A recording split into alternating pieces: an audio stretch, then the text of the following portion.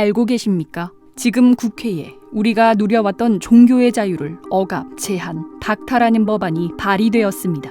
그동안 우리나라에서 자유롭게 예배드리고 복음을 전할 수 있었던 이유는 바로 헌법이 종교의 자유를 보장해주고 있기 때문입니다. 그러나 국회에서 법률을 만들어서 국민의 자유와 권리를 제한할 수가 있는데 차별금지법, 평등법이 바로 그러한 법률입니다. 차별금지법의 핵심은 한마디로 처벌, 즉 민형사상의 법적 책임을 지게 하는 것입니다. 형사처벌, 시정명령, 이행강제금, 2배에서 5배의 징벌적 손해배상 등 강력한 공권력으로 동성애 반대자를 처벌하는 법입니다. 우리나라는 동성애를 처벌하지 않으며 동성애에 대한 차별이 존재하지 않습니다. 게다가 이미 동성애 차별금지가 포함된 국가인권위원회법이 있음에도 불구하고 차별금지법을 제정하려는 이유는 강력한 처벌 조항을 추가하기 위함입니다. 모욕감, 수치심, 두려움 등 주관적인 감정을 근거로 해서 괴롭힘이라는 이름으로 법적 책임을 지게 하는 포괄적 차별금지법이 제정되면 윤리와 양심을 따르는 일반 국민들은 역차별을 받게 됩니다. 예를 들어 동성애의 보건적 유해성에 대한 사실을 말하거나 동성결혼에 동의하지 않으면 직장에서 징계를 받거나 차별 소송을 당하게 됩니다. 이와 같이 차별금지법은 헌법에서 보장된 국민들의 신앙과 양심, 학문과 표현의 자유를 침해하고 선량한 국민들을 범법자로 만들어버립니다.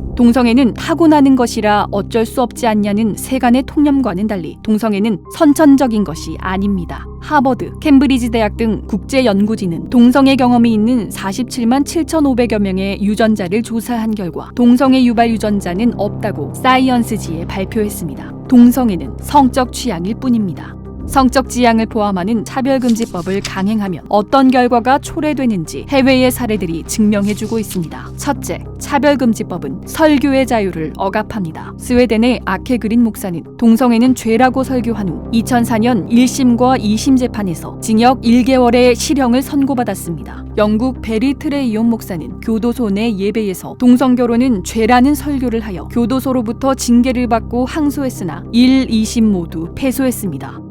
둘째, 차별금지법은 전도의 자유를 박탈합니다. 영국에서 69세의 해리 하몬드 씨는 예수 그리스도는 평화를 주십니다. 비윤리적인 행위, 동성애를 멈추세요라고 적힌 대자보를 들고 거리에서 서 있었다는 이유로 기소되어 유죄 판결을 받았습니다. 캐나다의 윌리엄 마콕은 동성애를 금지하는 성경 말씀이 적힌 전도지를 배포했다가 소송을 당했습니다. 캐나다 대법원은 그에게 증오범죄라는 판결을 내리고 동성애자에게 7,500달러의 손해배상을 하는 동시에 수십만 달러에 달하는 인권위원회의 소송 비용을 지불하라고 명령했습니다. 셋째, 차별금지법은 신앙에 어긋나는 행위를 강요합니다. 영국 고용재판소는 교회가 동성애자를 청소년 사역자로 채용하지 않은 것이 차별금지법 위반이라며 동성애자에게 4만 7천 파운드, 약 8,500만 원을 배상하라고 명령했습니다. 동성결혼 축하 케이크를 만들어주지 않은 기독교인 제빵사는 벌금형을 받았고 동성 커플에게 입양 서비스를 제공하지 않은 영국 천주교 입양기관은 모두 폐쇄 조치를 당했으며 신앙에 따라 레즈비언 커플에게 인공수정을 해주지 않은 미국의 한 의사는 차별금지법 위반으로 법적인 책임을 지게 되었습니다.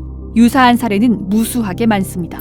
일각에서는 성적 지향을 뺀 차별금지법에는 찬성해야 한다는 잘못된 주장이 제기되고 있는데 이에 현혹되어서는 절대 안 됩니다. 왜냐하면 법안의 등이나 그 밖의 사유에 성적 지향이 포함된다고 해석하고 심지어는 성별에 성적 지향이 포함된다고 해석할 수 있기 때문입니다. 또한 처음 만들 때는 없더라도 개정을 통해서 손쉽게 성적 지향이 포함될 수 있습니다.